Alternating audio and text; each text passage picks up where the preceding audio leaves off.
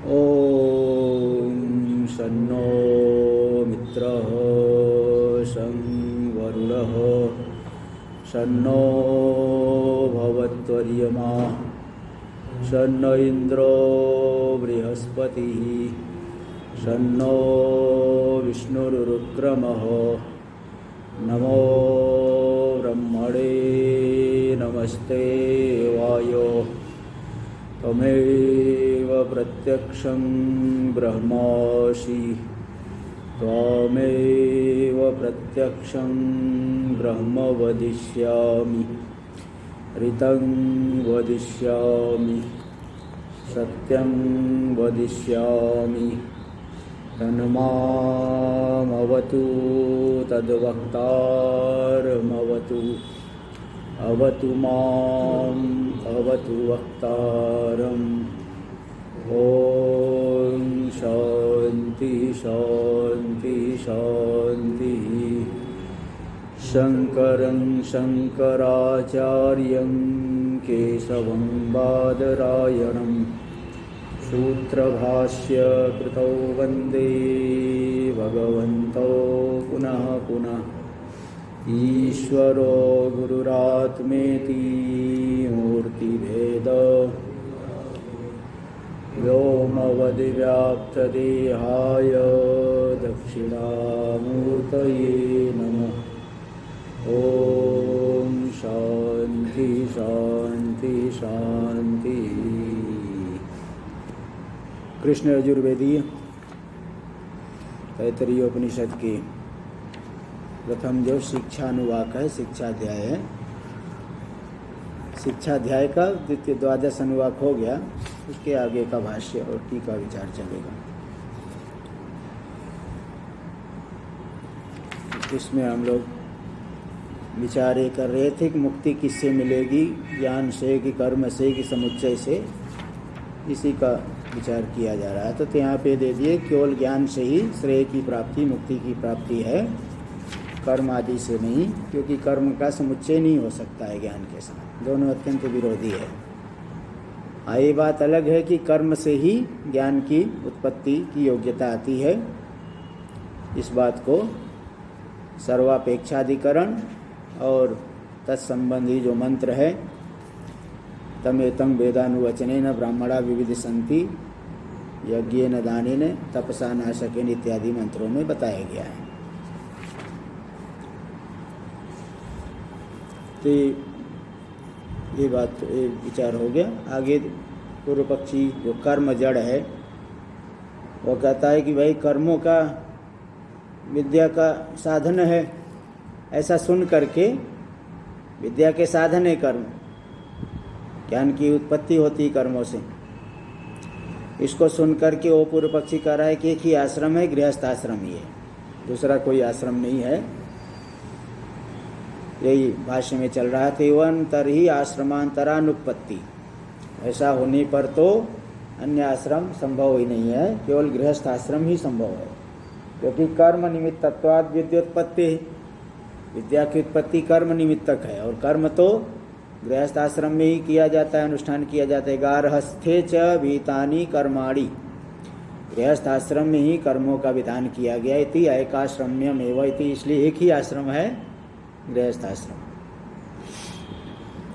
अतश्च यावत् जीवादि श्रुतयो अनुकूलतरा, इसलिए यावत् जीवम अग्निहोत्रम जुहुयात हर हर संध्याम उपासित तम यज्ञ पात्रैर दहंती इत्यादि श्रुतियाँ इसके अनुकूल है, गृहस्थ आश्रम का ही वर्णन कर रही है, क्योंकि कर्म गृहस्थ आश्रम में ही संभव है, इसलिए एक ही आश्रम है, गृहस्थ आश्रम।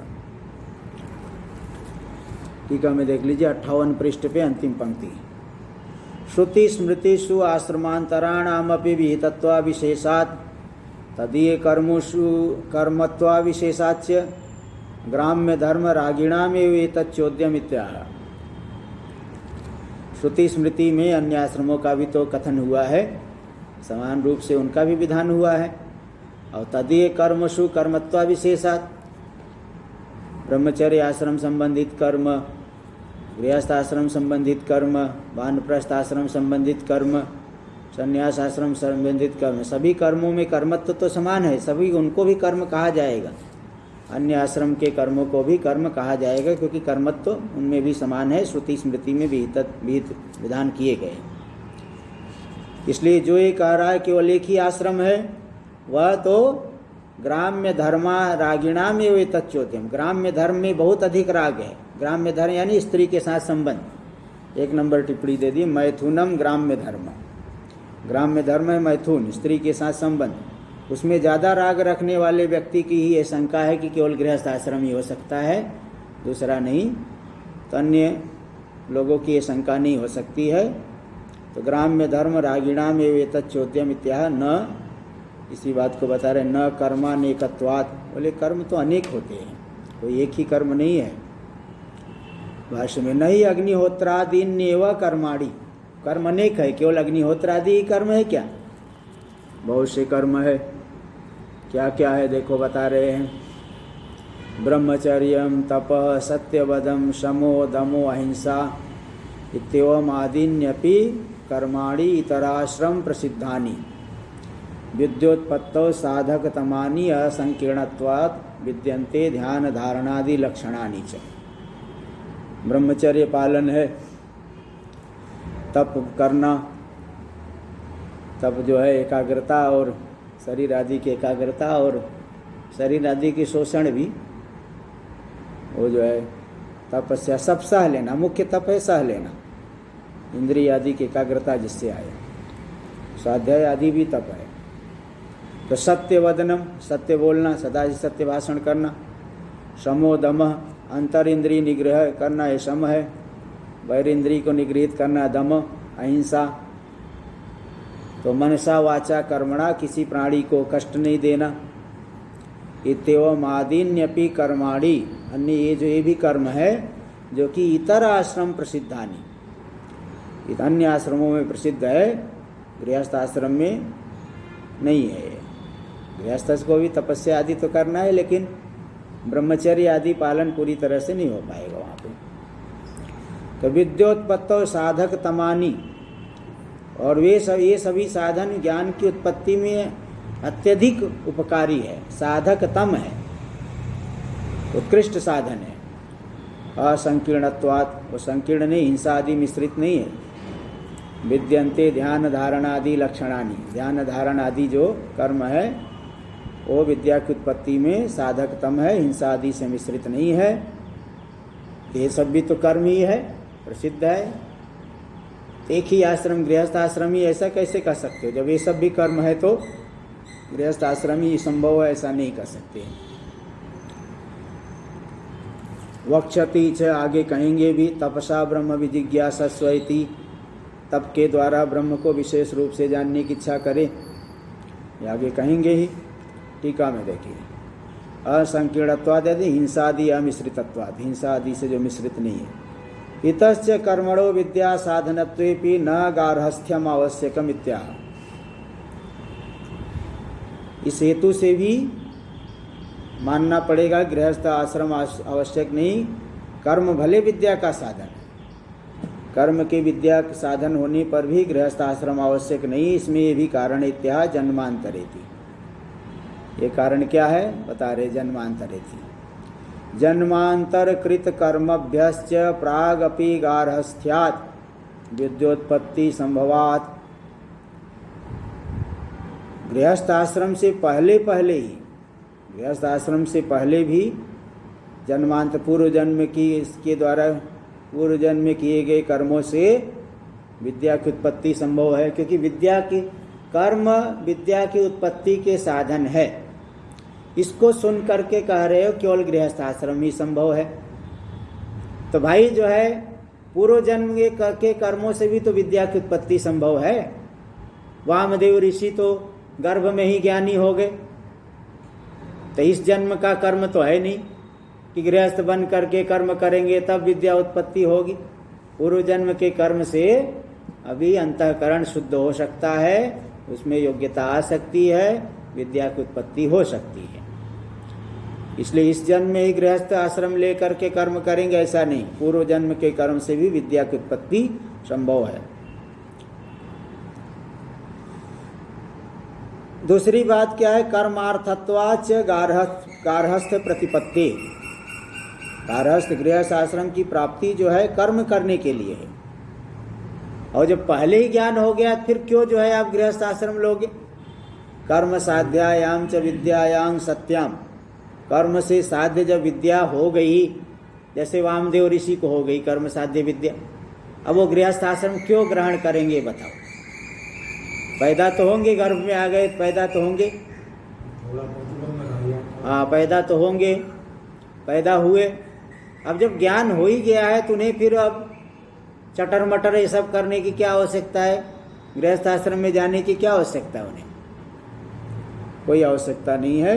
तो कर्म साध्य विद्या जब हो गई तो गार्हस्थ प्रतिपत्ति अनर्थिकैव, गृहस्थ आश्रम की प्राप्ति जो है वह व्यर्थ ही है।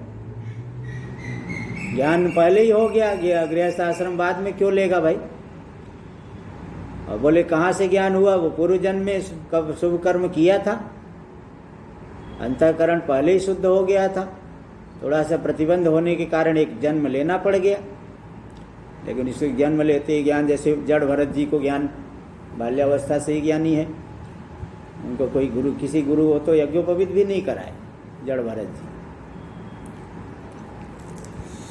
इसीलिए गृहस्थ आश्रम ही है, दूसरा कोई आश्रम नहीं है, ऐसा नहीं कह सकते हैं। टीका में देखिए, कामिनाम गार्हस्थस्य अनुष्ठेयत्वेपि न सर्वैर अनुष्ठेयत्वम इत्यत्र हेत्वंतरमा। कामी पुरुष गृहस्थ आश्रम का अनुष्ठान करेगा, कामी पुरुष के लिए गार्हस्थ्य अनुष्ठेय है, तो भी सभी के द्वारा अनुष्ठेय नहीं है। इत्यत्र हेत्वंतरमा, इस विषय में अन्य हेतु को दिखा रहे हैं। लोकार्थत्वाच्य, भाष्य में लोकार्थत्वाच्य पुत्रादीनाम, पुत्रादि लोक प्राप्ति के लिए है। पुत्रेण अयम लोको जय्यो विद्या देवलोकः कर्मणा पितृलोक, पुत्र से यह लोक, इस लोक के भोग्य की प्राप्ति होती है, मनुष्य लोक जितने योग्य है, और विद्या से ब्रह्मलोक की प्राप्ति उपासना से, वहाँ विद्या नहीं वहाँ उपासना, और कर्म से पितृलोक यानी स्वर्ग की प्राप्ति। तो ये सब पुत्रादि तो लोक की सिद्धि के लिए है। अब जब ज्ञान प्राप्त कर लिया, मुक्त हो गया, जीते जीते मुक्त है, तो फिर कर्म क्यों करेगा, उसे कोई स्वर्ग लोक जाना है क्या। यही बात यहाँ बता रहे, लोकार्थत्वाच पुत्रादीनाम। कामी पुरुष भले गृहस्थ आश्रम का अनुष्ठान करे, लेकिन सभी अनुष्ठान नहीं करें, क्योंकि पुत्रादि तो लोक प्राप्ति के साधन है।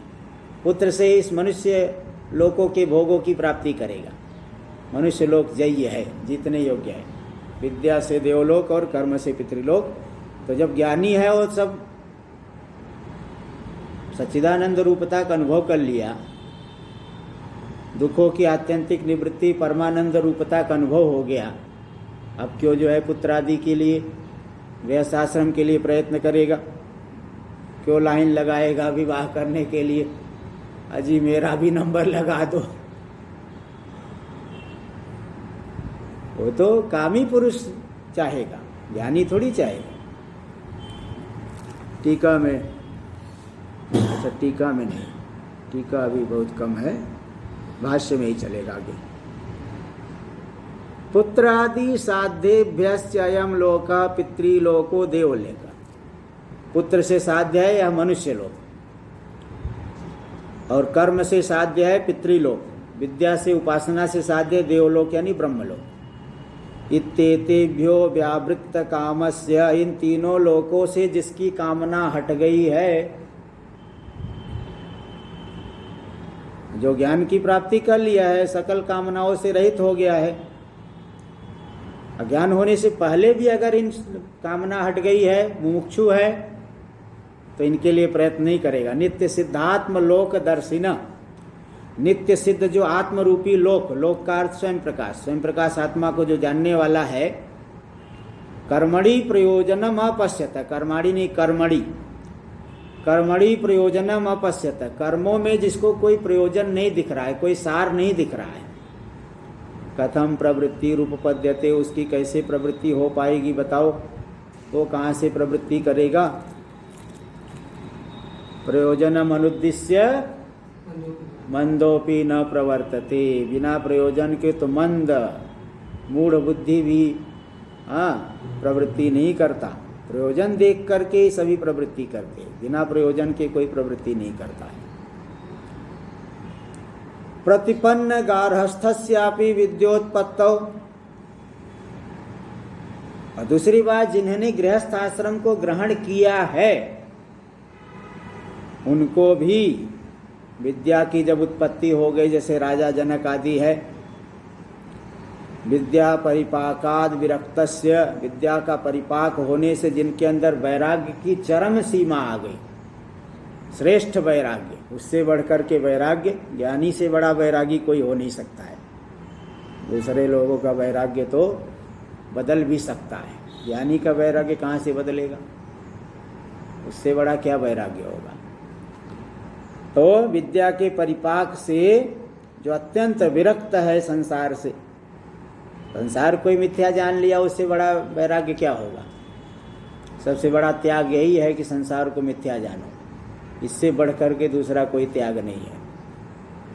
तो जो विरक्त पुरुष है, कर्मसु प्रयोजनम अपश्यत, कर्मों में कोई प्रयोजन देख ही नहीं रहा है, तो कर्मभ्यो निवृत्ति रेव स्यात्, उसकी तो कर्म से निवृत्ति हो जाएगी, कर्म से हट ही जाएगा। इसमें प्रमाण दे रहे, प्रव्रजिष्यन् वा अरे अहम अस्मा स्थानादस्मि, अरे मैत्रेयी, याज्ञवल्क्य जी अपनी पत्नी मैत्रेयी से कह रही है, अरे मैत्रेयी, मैं इस स्थान से प्रव्रजन कर रहा हूँ, इस स्थान से मैं ऊपर उठ रहा हूँ, संन्यास ग्रहण करने जा रहा हूँ। इत्येवम् आदि श्रुति लिंग दर्शनात्, इत्यादि श्रुतियों में ज्ञापक शब्द आया है कि गृहस्थ आश्रम को छोड़ करके अन्य आश्रम को ग्रहण कर रहे, यानी संन्यास आश्रम को ग्रहण कर रहे हैं। तो जिसने गृहस्थ आश्रम को पहले प्राप्त किया तो वो भी छोड़ दे रहा है, बताओ, जब कर्मों में प्रयोजन नहीं देख रहा है। और आप ये पकड़ के बैठे हो कि एक ही आश्रम है, गृहस्थ आश्रम, गृहस्थ आश्रम, गृहस्थ आश्रम, कहाँ से आपकी बात सिद्ध हो जाएगी? मनमानी सिद्ध करने लगे तब तो कोई कुछ भी सिद्ध कर दे। इसलिए ऐसा नहीं कह सकते कि एक ही आश्रम है। स्वयं शास्त्र में कई उदाहरण है, और शास्त्र में संन्यास का विधान है, वानप्रस्थ आश्रम का विधान है, ब्रह्मचर्य आश्रम का विधान है, गृहस्थ आश्रम का भी विधान है। इसलिए एक ही आश्रम ऐसा कैसे कह सकते हो? नहीं कर सकते। टीका में गार्हस्थस्य अनावश्यकत्वेन वैकल्पिकत्वम अनुष्ठानम उक्तम। गृहस्थ आश्रम कोई आवश्यक नहीं है कि गृहस्थ में ही जाना है ना। यद हरेव विरजेत तद हरेव प्रव्रजेत, जिस दिन तुम्हें वैराग्य हो जाए उसी दिन संन्यास ग्रहण कर लो। गृहाद वा वनाद वा, घर से गृहस्थ आश्रम से लो चाहे वानप्रस्थ आश्रम से लो, लेकिन जिस दिन वैराग्य हो जाए उसी दिन संन्यास ले लो। तो इसलिए गृहस्थ आश्रम कोई आवश्यक नहीं है कि वो जरूर लेना ही पड़ेगा। ले सकता है, लेना चाहिए। ज़्यादातर लोग जो है सांसारिक फल चाहते हैं, इसलिए लेना चाहिए, लेकिन आवश्यक नहीं है कि एक स्टैंप लगा के दे दो कि नहीं गृहस्थ आश्रम ही आवश्यक है, ऐसा नहीं दिया जा सकता। हाँ, सांसारिक फल चाहते हो तो भाई गृहस्थ आश्रम ग्रहण करो। तो इसलिए गार्हस्थस्य अनावश्यकत्वेन वैकल्पिकम अनुष्ठानम उक्तम, विकल्प वैकल्पिक अनुष्ठान बताया गया कि उधर भी जा सकता है, इधर भी जा सकता है। गृहस्थ आश्रम में जाए अथवा वैराग्य हो गया तो संन्यास ले ले, दोनों कहा गया है। इसलिए तत्र अतुल्य बलत्वेन, गृहस्थ आश्रम में अतुल्य बल होने से विकल्पं आक्षिपत, तत्र अतुल्य बलत्वेन, तो वैकल्पिक अनुष्ठान तो बता दिए। अब वहां पे वो पूर्व पक्षी क्या कर रहा है? विकल्प का आक्षेप कर रहा है। क्यों नहीं, गृहस्थ आश्रम का अनुष्ठान तो जरूर करना है, क्योंकि वो ज्यादा बलवान है, गृहस्थ आश्रम अति आवश्यक है। इसलिए उसका अनुष्ठान अवश्य करना चाहिए। इस तरह से विकल्प का आक्षेप कर रहा है पूर्व पक्षी। पहले पूर्व पक्षी आक्षेप करेगा, फिर सिद्धांति इसका खंडन करेंगे। सिद्धांति ने तो बता दिया गृहस्थ आश्रम आवश्यक नहीं है, इसलिए वैकल्पिक वहां भी जा सकता है, वानप्रस्थ में जा सकता है, संन्यास ले सकता है।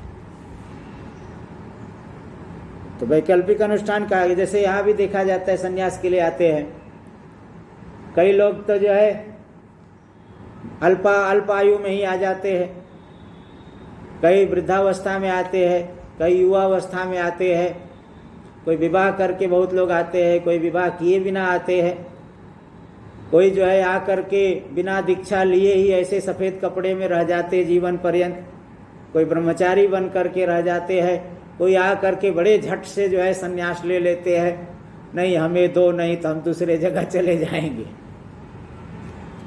जोर लगाते हैं कि नहीं हमें जल्दी दो, नहीं तो हम दूसरे जगह चले जाएंगे।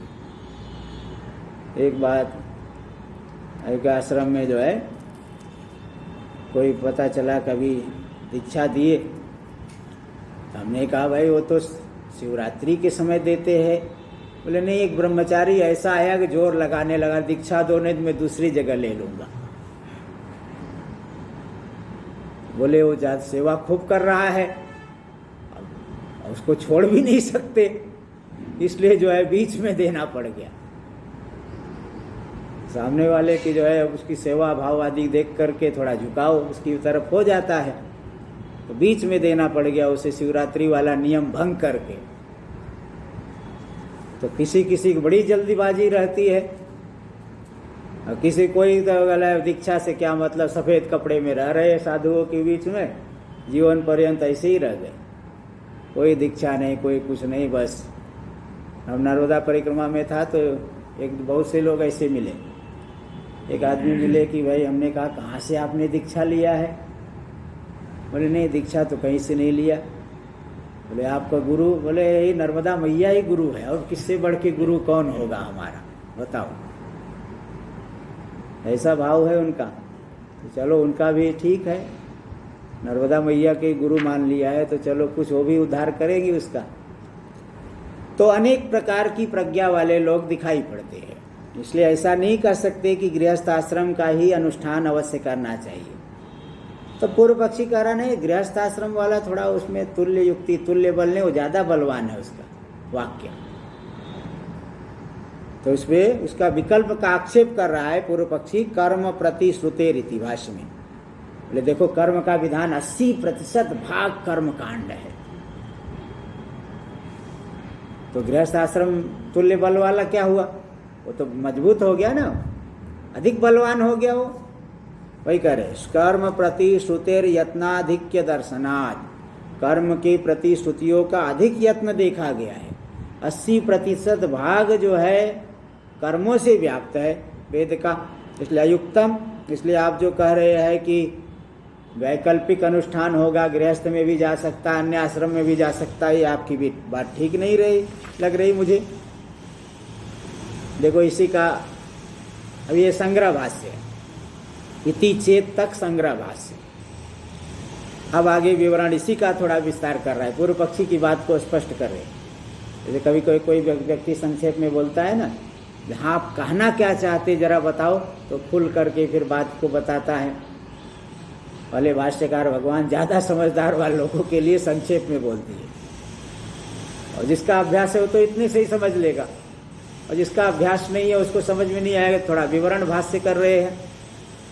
स्वपदानी च उच्यन्ते भाष्यम भाष्य विदो विदु, अपनी व्याख्या करेंगे, अपनी ही वाक्य बोल करके उसकी व्याख्या कर रहे, यही करे। अग्निहोत्र आदि कर्म प्रति श्रुतिर अधिको यत्नो महांश कर्मणि आयासो, अग्निहोत्र आदि कर्म के प्रति श्रुति का बहुत यत्न है। यावत जीवम अग्निहोत्रम जुहुया, जीवन पर्यंत करे, ऐसा कहा गया है। बहुत बड़ा जीवन पर्यंत करे। महान आयास, महान से कर्मणि, आयास से कर्म में प्रयत्न भी ज्यादा पड़ता है। बताओ ज्ञान में क्या करना है, बस आके बैठ गए, सुन लिए, हो गया। न कुछ खर्चा करना है, न कुछ मेहनत करनी है, और कर्म के लिए बताओ पैसा कमाना है, सामग्री जुटाना है, उचित मुहूर्त निकालना है, विधिवत जो है दिन रात डटे रहना है, दीक्षा लेके अनेक नियम का पालन करना है, अतिथि सत्कार करो, फलाना सत्कार करो, इनको दक्षिणा दो, उनको दक्षिणा दो, मंत्र जरा ठीक से हो, सब ध्यान रखना पड़ता है। कर्म में बहुत आयास होता है, ज्ञान में क्या आयास है? कुछ नहीं, बस आंख बंद करके बैठ गए, चिंतन कर रहे हैं, 1 घंटे सुन लिए, आंख बंद करके चिंतन कर रहे, और कौन सा आयास है? यहाँ कौन सा पत्थर तोड़ना है? लेकिन फिर भी नहीं कर पाएंगे, नहीं कर पाएंगे भाई। ये तो बोलने वाले तो बोलेगा क्या आयास है बताओ, लेकिन यहाँ आके बैठे तो 15 मिनट में ही नानी याद आ जाए, बस प्रणाम करके भागेंगे, जा रहा हूँ महाराज जी काम है। तो यही बात है। तो महांस कर्मणि आयासो, कर्मों में अधिक प्रयास करना पड़ता है पूर्व पक्षी कर, शारीरिक श्रम तो उसमें ज्यादा है, इसको लेकर के वो कह रहा है। अनेक साधन साध्यत्वात्, अग्निहोत्रादि ना, अग्निहोत्रादि करना है तो द्रव्य चाहिए, धन चाहिए, अधिकारित्व योग्यता चाहिए, जो जो बताया गया है योग्यता वो सब पूर्ण होनी चाहिए, मंत्र का शुद्ध प्रयोग करना है, भाव भी शुद्ध होना चाहिए, बहुत चीज़ें चाहिए यहाँ। इसलिए अधिक प्रयत्न, अधिक आयास की जरूरत है। श्रुति में भी बहुत जोर दे के बताया गया, इसलिए कर्म वाला वाक्य ज़्यादा बलवान हो गया, गृहस्थाश्रम ज़्यादा प्रबल हो गया। और तपो ब्रह्मचर्य आदि नाम चेतराश्रम कर्मणाम गारहस्थे भी समानत्वात्, बोले नहीं तप ब्रह्मचर्य आदि पालन दूसरे आश्रम में, बोले नहीं ये तो तप ब्रह्मचर्य आदि गृहस्थ आश्रम में भी कर सकता है, पालन कर सकता है, क्या हो गया? ये नहीं कि गृहस्थ व्यक्ति कम तपस्या करता है क्या? ब्रह्मचर्य पालन, वो भी जो है ब्रह्मचर्य पालन कर सकता है, क्यों नहीं कर सकता? ये गृहस्थ आश्रम में भी समान है। और अल्प साधनापेक्षत्वा चेतरेशम, क्योंकि अन्य ये सब जो साधन है इनके लिए, ये सब जो साध्य है अल्प साधन की अपेक्षा वाले हैं, उनमें ज्यादा कुछ सामग्री नहीं चाहिए। तो इतर जो है अल्प साधन की अपेक्षा वाले होने से न युक्त तुल्यवद विकल्प, तुल्य के समान के भी कर सकते, वो भी कर सकते नहीं, ये इसको करो पहले, ऐसा आपको बोलना चाहिए। गृहस्थ आश्रम में जाओ, क्योंकि इसकी श्रुतियाँ ज्यादा बलवान है, इसलिए तुल्य के समान विकल्प नहीं अन्य आश्रमियों के साथ इसका हो सकता है। तस्य गृहस्थ गारहस्थस्य, आश्रमी भी अन्य आश्रमियों से गृहस्थ आश्रम का तुल्य के समान, तुल्य एक जैसा विकल्प नहीं हो सकता है, इसी को ज़्यादा पुष्ट प्रबल मानना पड़ेगा। इति चेत सिद्धांति कह रहा है नहीं, ऐसा नहीं कह सकते हैं, क्योंकि कर्म से विद्या के ऊपर अनुग्रह तो है, लेकिन जन्मांतर के कर्मों से भी अनुग्रह हो जाता है। जन्मांतर कृतानुग्रहात्, जन्मांतर कृत कर्मों का विद्या के प्रति अनुग्रह सिद्ध हो सकता है। इसलिए आवश्यक नहीं कि इस जन्म में ही गृहस्थ आश्रम जाना आवश्यक है। इसका क्या अर्थ है जन्मांतर कृतानुग्रहात्? जन्मांतर कृतानुग्रहाद इति परिहार भाष्यं विवृणोति, ये परिहार जो कर रहे हैं सिद्धांती उसका विवरण कर रहे हैं, उसका थोड़ा सा स्पष्टीकरण कर रहे हैं। यदुक्तम इत्यादि ना भाष्य में,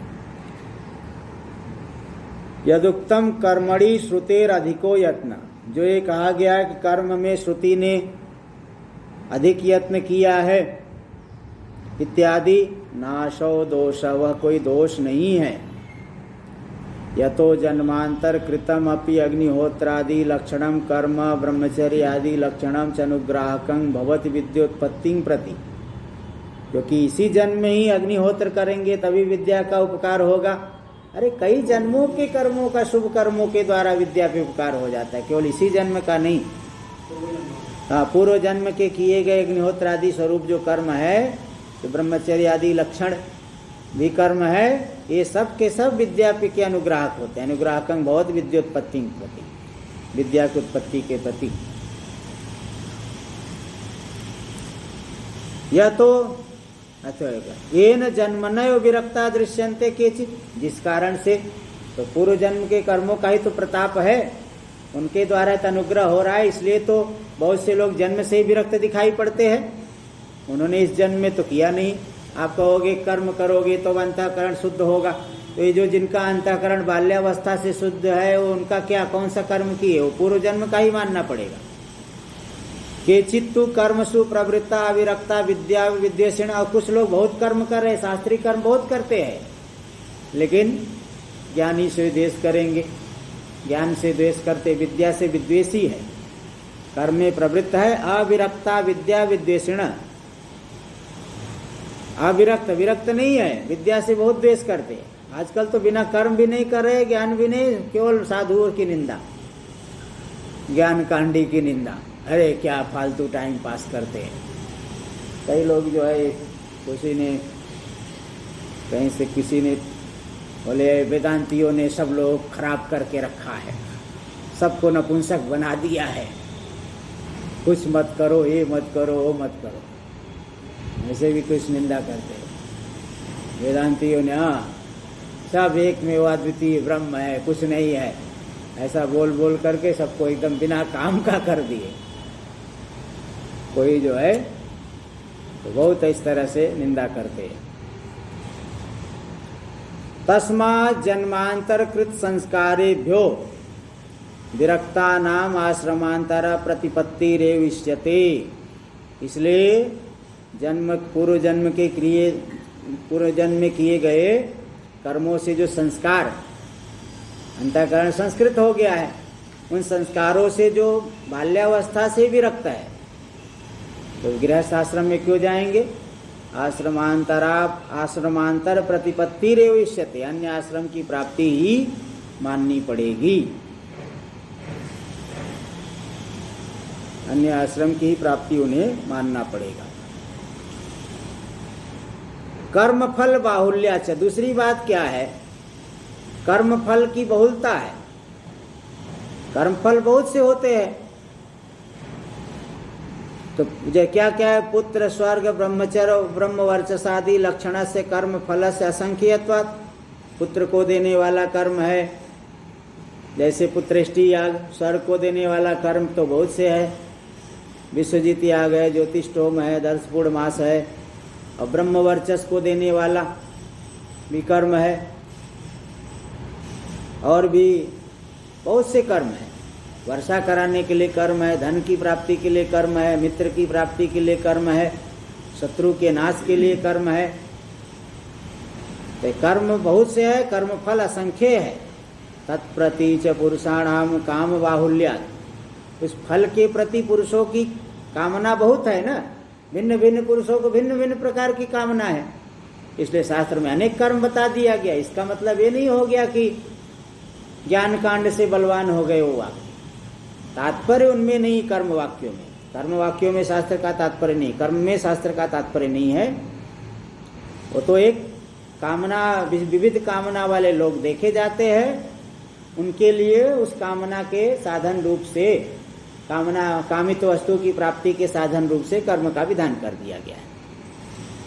इसलिए श्रुति का तदर्थ श्रुतिर तत्प्रति च पुरुषाणाम काम बाहुल्यात्, उन फलों के प्रति पुरुषों में कामना की बहुलता देखी जाती है, इसलिए तदर्थ श्रुतिर अधिको यत्न कर्मसु उपपद्यते, इसके लिए श्रुति का अधिक यत्न कर्मों में संभव है। आशीषाम बाहुल्य दर्शनात्, लोगों की देखो प्रार्थना बहुत देखी जाती है, भाई भगवान मुझे ये दे दो, हे भगवान मुझे वो दे दो, प्रार्थना करते हैं ना अपने लिए, इदम में स्याद, इदम में स्याद। हाँ, तो ये मुझे मिले, मुझे वो मिले, जैसे वो रुद्री में आया, गोधूमाश्च में, मसूराश्च में, चणकाश्च में, मुझे मिले, मुझे वो मिले, छोटी छोटी चीज मिले, गेहूँ मुझे दो, चना दो, मसूर दो, है ना रुद्री में यही, गोधूमाश्च में, मसूराश्च में, चणकाश्च में, हाँ चमे चमे चमे जो आता है ना, सब यही है, हे भगवान ये दो, हे भगवान वो दो, हे भगवान वो दो। कोई बहुत बड़ी चीज नहीं मांग रहे, गेहूँ मिले, मसूर मिले, चना मिले, ऐसे लोग छोटी छोटी चीजें चाहते हैं। तो इसलिए जो है कामना कर्म बहुत देखे गए। इति उपायत्वाच्च, ऐसी प्रार्थना बहुत देखी जाती, लोग बहुत पदार्थों को चाहते हैं, तो उनकी प्राप्ति का उपाय है कर्म। उपाय भूतानि कर्माणि विद्यांग प्रति इति अवोचाम, जो कर्म है विद्या के प्रति उपाय है, ऐसा हम पहले कह चुके हैं। तो उपेये अधिको यत्न कर्तव्यो नोपाय, उपाय अधिको यत्न कर्तव्यो नोपेय, उपाय में ही प्रयत्न करना पड़ता है, उपेय में नहीं। उपेय में अधिक प्रयत्न नहीं, इसलिए उपाय को भाई देखो, गंतव्य की प्राप्ति, जाना आपको दिल्ली है तो उपाय के बारे में सोचा जाए, कैसे जाऊं। उपाय कर लोगे तो उपेय तो मिल ही जाएगा। इसलिए ज्ञान तो गंतव्य है और उसका उपाय कर्म होने के कारण उपाय का ज्यादा निरूपण किया गया है। इसके मतलब ये नहीं कि गृहस्थाश्रम ज्यादा प्रबल हो गया, उपाय में ही तो अधिक प्रयत्न करते हैं, हर जगह करते हैं। टीका में देखो, कर्माणि यत्नाधिक्यस्य अन्यथा सिद्धत्वात्, कर्म में जो है यत्नाधिक्य अन्यथा सिद्ध हो गया, क्योंकि उपाय में ही प्रयत्न होता है और कामना विविध प्रकार की लोगों की है, तो उन कामित वस्तु की प्राप्ति के लिए उसके साधन रूप से कर्म का विधान कर दिया गया। इतने मात्र से वह ज्यादा बलवान हो गया ऐसा नहीं कर सकते। तो कर्म में जो यत्नाधिक्य अन्यथा सिद्ध हो गया, क्योंकि कर्म उपाय है, इसलिए उपाय में अधिक प्रयत्न करना ही पड़ता है। इतने मात्र से उपाय श्रेष्ठ नहीं हो गया, उपेय श्रेष्ठ होता है। इसलिए विकल्प विघातकत्व न संभवती, कर्मों में अधिक यत्न जो किया है वह विकल्प का विघातक नहीं बन पाएगा। इसलिए गृहस्थ आश्रम में भी जा सकता है, वानप्रस्थ में भी जा सकता है, संन्यास भी ले सकता है, और पहला आश्रम तो ब्रह्मचर्य ही। इसलिए विकल्प का विघात नहीं कर पाएगा वो, कर्म में जो अधिक यत्न है। इदानीम गृहस्थ आश्रम कर्मणांग बहिरंगत्व, अब ये बता रहे कि जो गृहस्थ आश्रम के कर्म है वह बहिरंग है, ज्ञान के लिए परंपरा से उपकार करते हैं, साक्षात नहीं करते हैं। और संन्यास आश्रम कर्मणाम तो अंतरंग विद्या साधनत्व, संन्यास आश्रम के जो कर्म है श्रवण मनन निधिध्यासन आदि और प्रणव जाप आदि, अन्य जितने भी है ध्यान आदि, ये सब अंतरंग साधन है, साक्षात उपकार करते हैं ज्ञान का। इति विशेषम दर्शयितुम चोद्यम उद्भावयति, इस विशेषता को दिखाने के लिए शंका कर रहे हैं कर्म निमित्तत्वाद इत्यादि नाम। कर्म निमित्तत्वाद विद्याया, विद्या जो है कर्म निमित्तक है, इसलिए यत्नांतरा नार्थक्यम, अन्य यत्न अनर्थक नहीं है। इति चेत कर्म निमित्तत्वाद विद्याया यत्नांतरा नार्थक्यम इति चेत, हाँ पूर्व पक्षी कह रहा है ना, विद्या का निमित्त तो कर्म है, तो श्रवणादि का विधान क्यों किया गया, श्रवणादि व्यर्थ है। इति चेत, वही इसी को पहले इसका थोड़ा विवरण कर रहे हैं। कर्मभ्य एव पूर्वोपचरित दुरित प्रतिबंध क्षयादेव विद्योत्पत्त्यते उत्पद्यते चेत कर्मभ्य पृथक उपनिषद श्रवणादि यत्नो अनर्थक इति चेत, यदि कर्मों से ही पूर्व के संचित पाप रूपी प्रतिबंध का क्षय हो करके विद्या की उत्पत्ति हो जाएगी, तो कर्मों से अलग उपनिषद श्रवण आदि का जो विधान अनर्थक हो गया। कर्म से विद्या, कर्म निमित्तक है विद्या, ऐसा आपने कहा है, तो जब कर्म से ही सिद्ध हो गया तो उपनिषद श्रवण आदि का विधान करना व्यर्थ हो गया, अनर्थक हो गया। इति चेत सिद्धांतिकरण नियमाभावत, ऐसा न ऐसा मत कहो, नियमाभावत, कर्म से ही ज्ञान हो जाएगा ऐसी बात नहीं है। नियमाभावत, कोई नियम नहीं प्रतिबंध क्षयादेव विद्योत्पद्यते न तो ईश्वर प्रसाद तपो ध्यानादि अनुष्ठानादि नियमो अस्ति। कर्म, हाँ प्रतिबंध के क्षीण होने से ज्ञान उत्पन्न होगा और ईश्वर की कृपा से नहीं उत्पन्न होगा, तप से ध्यान से श्रवण से मनन से निध्यासन से नहीं होगा, ऐसा कोई नियम नहीं है। यह भी साधन है, वह भी साधन है। अहिंसा ब्रह्मचर्यादीनां च विद्यांग प्रति उपकारकत्वात्, अहिंसा ब्रह्मचर्य आदि ये सब विद्या के प्रति उपकारक है, इसलिए साक्षादेव कारणत्वात्, अहिंसा ब्रह्मचर्य आदि साक्षात कारण है। किसके लिए? श्रवण मनन निधिध्यासना नाम, श्रवण मनन निधिध्यासन के ये साक्षात कारण है। अहिंसा ब्रह्मचर्य आदि वे विद्या के प्रति उपकारक है। इसलिए साक्षात अच्छा नहीं, अहिंसा ब्रह्मचर्य आदि विद्या के प्रति उपकारक है, और श्रवण मनन निधिध्यासन तो साक्षात कारण है, ऐसा अर्थ लेना। अहिंसा ब्रह्मचर्य आदि विद्या का उपकार करते हैं, वो भी साधन है, उनको भी साधन मानना पड़ेगा। और श्रवण मनन निधिध्यासन तो साक्षात कारण है, अंतरंग साधन है, ऐसा अर्थ लेना। अतः सिद्धानी आश्रमांतराणी, इसलिए इन कर्मों के लिए अन्य आश्रमों यानी श्रवण मनन निधिध्यासन आदि के लिए संन्यास आश्रम को मानना पड़ेगा। सर्वेषां च अधिकारो विद्यायां, विद्या में किसका अधिकार है? सभी का अधिकार है, जो चाहते हैं, अब जिसके अंदर योग्यता हो सभी अधिकारी यहाँ पे। परम च श्रेय केवलाया विद्याया एव इति सिद्धम, और परम श्रेय यानी मुक्ति की प्राप्ति तो केवल विद्या से ही होती है, दूसरा कोई साधन नहीं मुक्ति की प्राप्ति का। इति सिद्धम, ये बात यहाँ पे सिद्ध हो गई।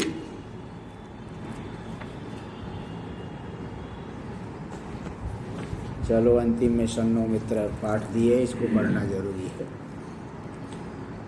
ओम शन्नो मित्र शं वरुण शन्नो भवत्वर्यमा शन्न इंद्रो बृहस्पति शन्नो विष्णुरुक्रम नमो ब्रह्मणे नमस्ते वायो त्वमेव प्रत्यक्षं ब्रह्मासि त्वमेव प्रत्यक्षं ब्रह्म वदिष्यामि ऋतं वदिष्यामि सत्यं वदिष्यामि तन्माम अवतु तद्वक्तारमवतु अवतु माम अवतु वक्तारम। ओम शांति शांति शांति।